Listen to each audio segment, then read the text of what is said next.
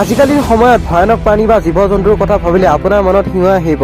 আজিৰ পৰা কোটি কোটি বছৰ আগতে এনেকুৱা নাছিল। ডাইনাছৰৰ বিষয়েতো সকলোৱে জানে, কিন্তু সেই সময়ত ডাইনাছৰে আটাইতকৈ শক্তিশালী আৰু ভয়ানক প্ৰাণী নাছিল। তাৰ বাহিৰেও সেই সময়ত ডাইনাছৰৰ নিচিনা শক্তিশালী আৰু ভয়ানক জীৱ-জন্তু আছিল। গতিকে আজিৰ এই ভিডিঅ'টোত মই আপোনালোকক সেই সময়ৰ শক্তিশালী আৰু ভয়ানক প্ৰাণীৰ বিষয়ে ক'ম। গতিকে ভিডিঅ'টো আপোনালোকে শেষলৈকে চাব।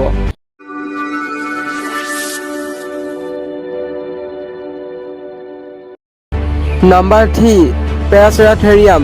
এইটো এটা গড়ৰে প্ৰজাতি আছিল। এই প্ৰজাতিটো ডাইনাছৰৰ লগতে বিলুপ্ত হৈছিল। ইয়াৰ ছালবোৰ গড়ৰ নিচিনাই। আপুনি জানি আচৰিত হ'ব যে ইমান ডাঙৰ প্ৰাণীবোৰ মাংসভোজী নহয়।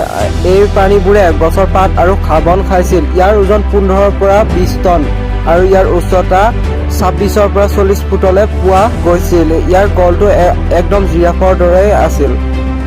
নাম্বাৰ 2, কেপ্ৰচৰাছ। এই প্ৰাণীবোৰৰ ওপৰৰ ফালে আৰু ইয়াৰ মাথাটো ঘৰিয়ালৰ নিচিনাই দেখিবলৈ আৰু ইয়াৰ তলৰ ফালে ডাইনাছৰৰ নিচিনা দেখিবলৈ।